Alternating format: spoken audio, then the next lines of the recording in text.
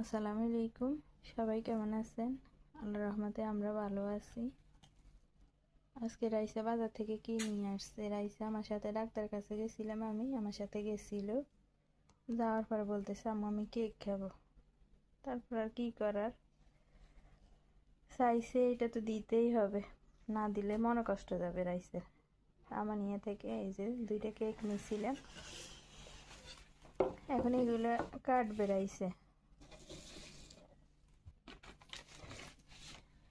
Packet থেকে বাইর করছে, এখন কাটবো।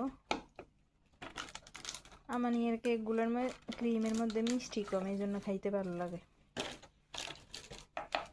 অন্য বাইরের এমনি লোকাল যেগুলো না, ওইগুলোর ক্রিমের মধ্যে লবণ লবণ কি ইয়ে থাকে বেশি, বা কেকের মধ্যে মিষ্টি থাকে বেশি, যার জন্য আমরা যে মিষ্টি কম খাই, এই জন্য আমাদের থেকে ভালো লাগে না। যারা মিষ্টি বেশি খায় তাদের থেকে হয়তো ভালো লাগে।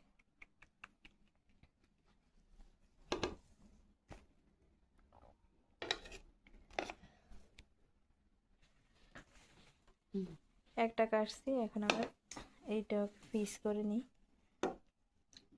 তাহলে খাইতে সুবিধা হবে।